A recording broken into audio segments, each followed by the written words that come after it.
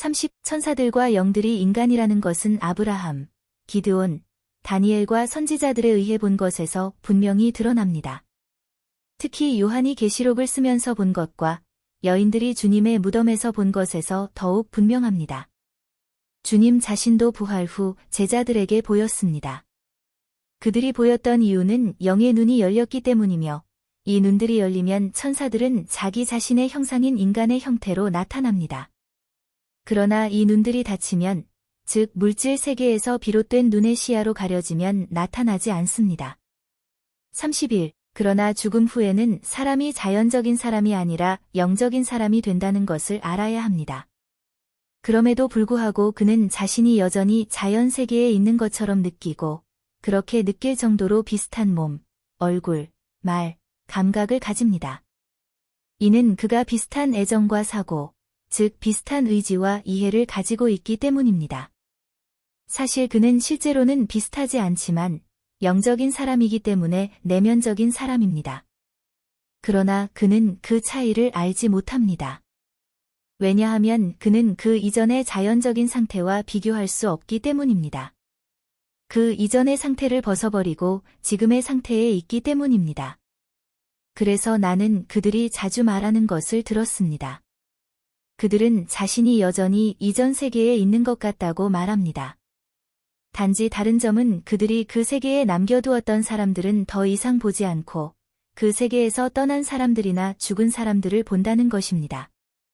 그들이 이제 이들을 보고 그들을 보지 않는 이유는 그들이 자연적인 사람이 아니라 영적인 사람 또는 실체적인 사람이기 때문입니다.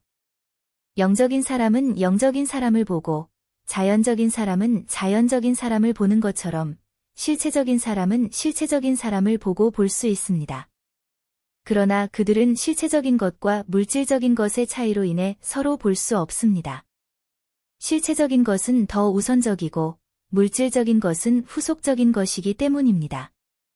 우선적인 것은 그 자체로 더 순수하기 때문에 후속적인 것에 나타날 수 없고 후속적인 것은 그 자체로 더 거칠기 때문에 우선적인 것에 나타날 수 없습니다.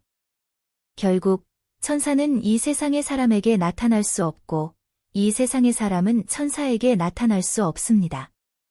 죽음 후의 사람은 영적인 사람, 즉 실체적인 사람이 됩니다. 실체적인 것은 본래 자연적인 사람 속에 내재되어 있었습니다. 자연적인 것은 그것의 옷과 같고 그것을 벗어버림으로써 영적이고 실체적인 존재가 드러납니다. 즉, 더 순수하고 내면적이며 완벽한 존재로 나타나는 것입니다. 영적인 사람이 자연적인 사람에게 나타나지 않지만 그가 여전히 완전한 사람이라는 것은 매우 분명합니다. 그 사실은 주님이 부활 후에 제자들에게 보였던 사건을 통해 알 수 있습니다. 주님은 나타나기도 하고 곧 나타나지 않기도 했지만 그가 보였든 보이지 않았든 그 자신과 같은 사람이었기 때문입니다. 그들은 그들의 눈이 열렸을 때 그를 보았다고 말했습니다. 32. 그때 남자는 남자이고 여자는 여자라는 것, 사람이 죽은 후에도 인간으로서 살아간다고 할 때 인간은 남성과 여성으로 나누어지고 남성과 여성은 서로 다르며 그 차이는 너무나 커서 서로 바꿀 수 없다는 점에서 죽은 후에도 남자는 남자로 여자는 여자로 살아간다고 할 수 있습니다. 각자는 영적인 인간으로서 살아가게 됩니다. 남성은 여성으로 바뀔 수 없고 여성은 남성으로 바뀔 수 없으며 그래서 죽은 후에도 남자는 남자이고 여자는 여자입니다. 하지만 남성성과 여성성이 본질적으로 무엇에 의해 이루어지는지 알지 못하기 때문에 여기서 그것을 간략하게 설명하겠습니다.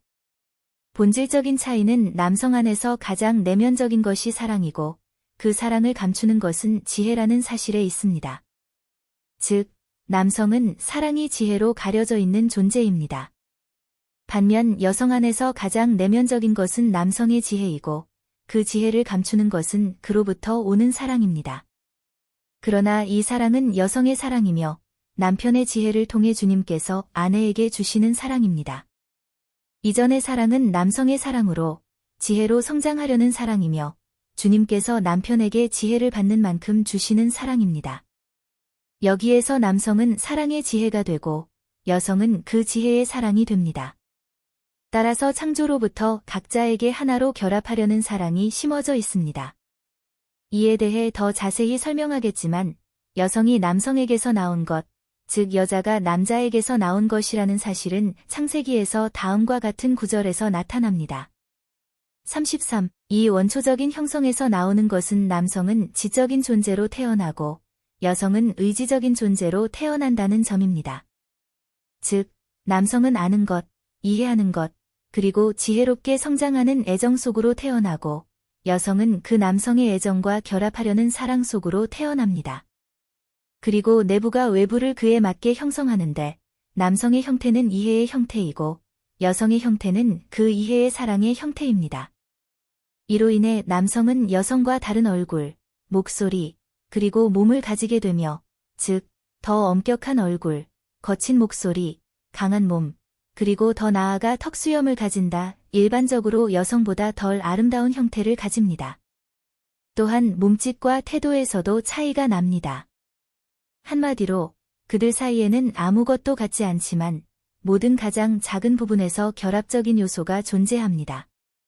실제로 남성은 그의 몸의 모든 부분, 심지어 가장 미세한 부분까지도 남성적이며 그의 생각의 모든 아이디어와 애정의 모든 미세한 충동에서 역시 남성적입니다. 마찬가지로 여성도 여성의 모든 부분에서 여성적입니다. 그러므로 하나가 다른 것으로 바뀔 수 없기 때문에 죽은 후에도 남자는 남자이고 여자는 여자입니다.